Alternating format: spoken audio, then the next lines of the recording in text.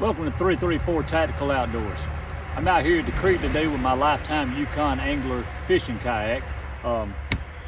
The Lifetime Teton Pro is the exact same kayak. One just comes from Dick's Sporting Goods, one comes from Walmart. They difference in color basically.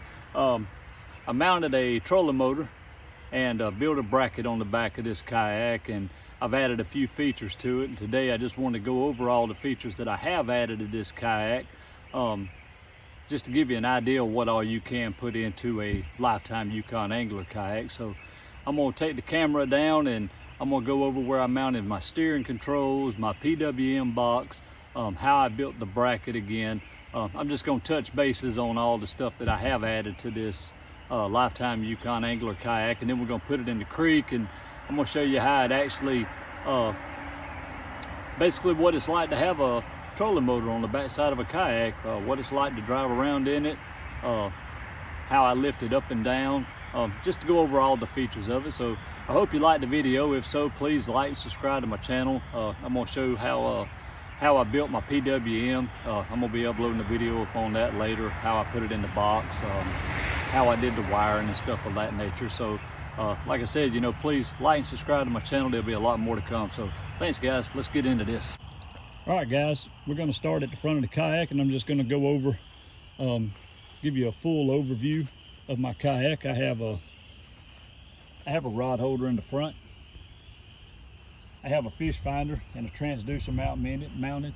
I run the Humminbird Helix 5 fish finder.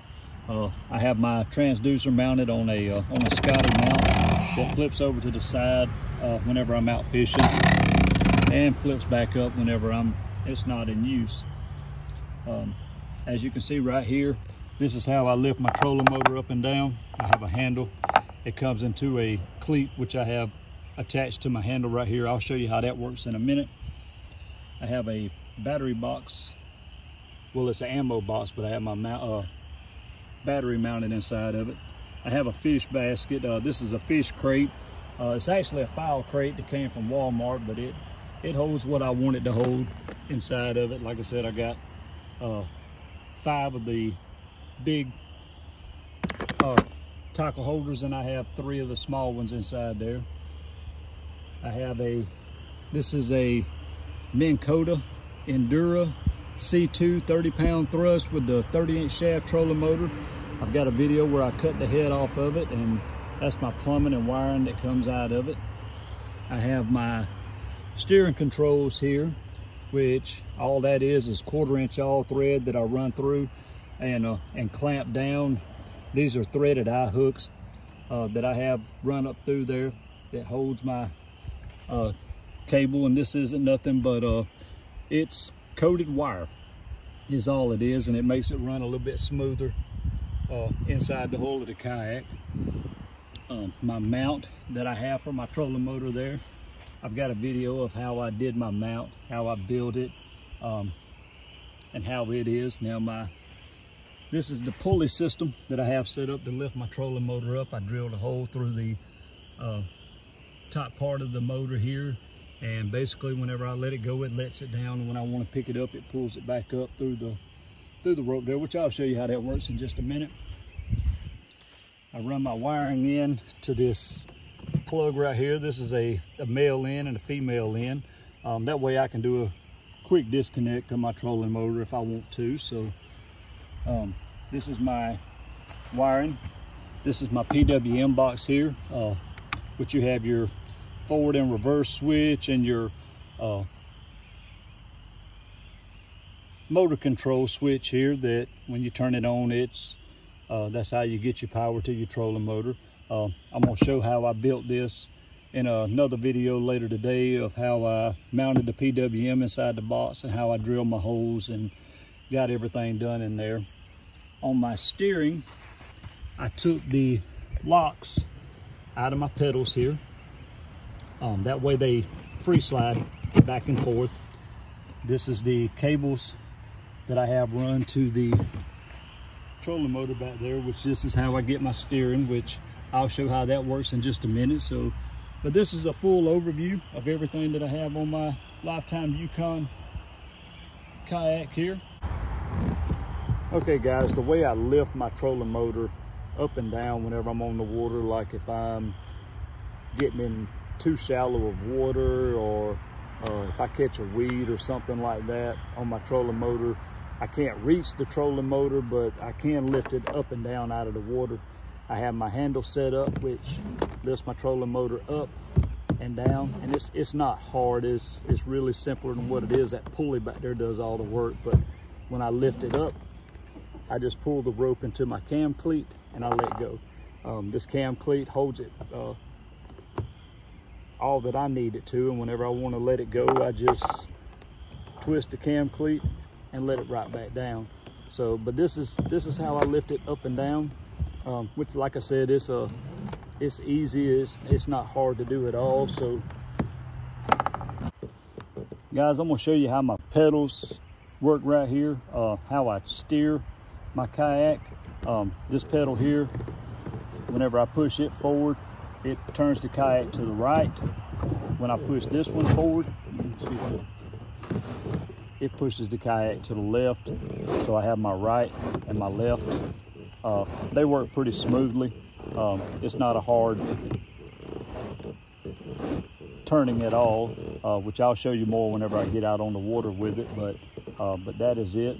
Let me get the camera down and I'll go over how I got it attached to the pedals here. Okay guys, on my steering controls for this nylon cable, the Lifetime Yukon Angler kayak, it comes ready to install an aftermarket rudder system. This is where your rudder controls would go through at, and as you can see, I just drilled a hole there for the cable to run into. All this does is gives you access to inside of your hull, and I run the nylon cable all the way down through the hull. I came back out right here. This is where the rudder control would come out also. As you can see, I drilled a small hole there, and that's where the nylon cable comes through at. And all I did up here was I ran a bolt down through there, and I attached the nylon cable to my foot pedals up here.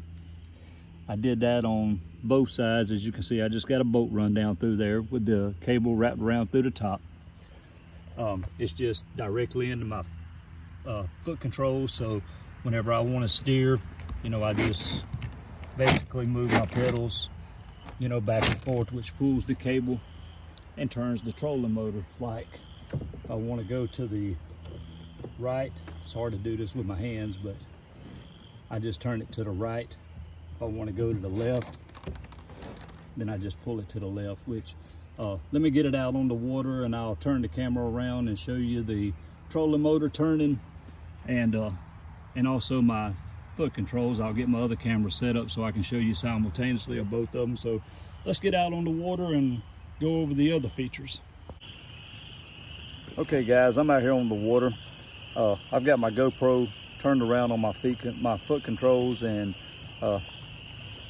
recording the trolling motor. So on steering, like I said, if I want the kayak to go to the right, I just go to the right. If I want it to go to the left, I just go to the left. Steering controls work really easy. They're smooth as they can be. I mean, it is plastic against plastic down there rubbing you, but like I said, just right and left,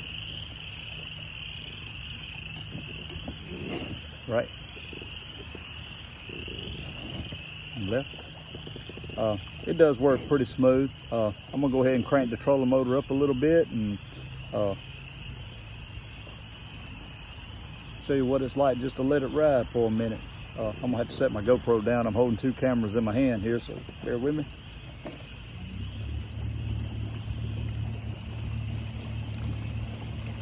So this is wide open with the trolling motor. As you can see, my mount back there doesn't move while you're out here on the water, no matter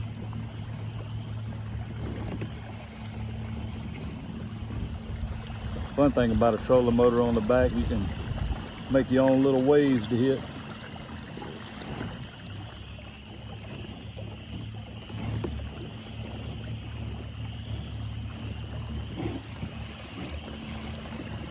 one thing you do have to keep in mind is when you put a trolling motor on the back side of your kayak, in most states you do have to register it. I'm not sure about every state, only in the state of Alabama that I live in. I know you have to register it anytime you put a motor on there.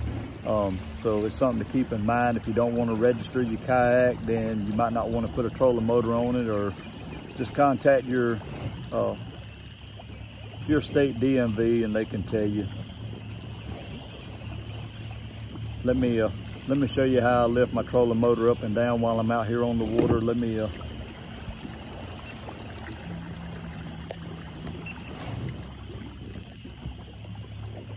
slow the trolling motor down here a little bit. Go ahead and kick it down. And like I said, all I do whenever I want to lift the trolling motor is just pull my handle here.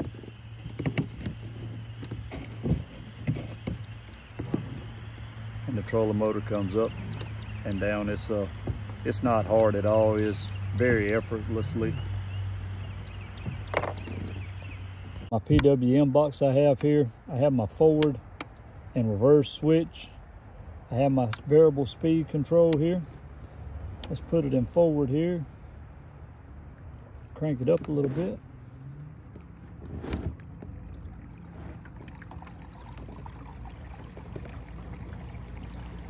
Slow it down some. Kick it in reverse.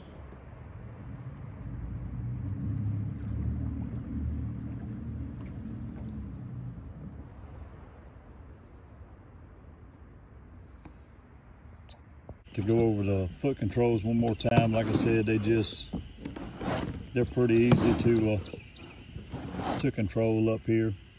A lot of people want to know about the Scotty Mount track rail for the transducer. This is the Scotty Mount. Basically, when you get it put onto your rail, when you get out here, you just flip it straight down, get it lined up with the bottom of your kayak while you're up on the on land or whatever. When you get out here, it just folds over and sets down in the water just like it's supposed to. And it's going to take my fish finder a few minutes because I just flipped it back over the edge. You can see where I had it out of the water there. It'll take it a few minutes to catch back up, but like I said, I hope you've enjoyed this video. If you have, please, like I said before, like and subscribe to my channel. I've got a few other videos to come. If there's something that you're wanting to see, just leave me a comment and let me know. I really appreciate you watching. Have a good one, guys. Thanks.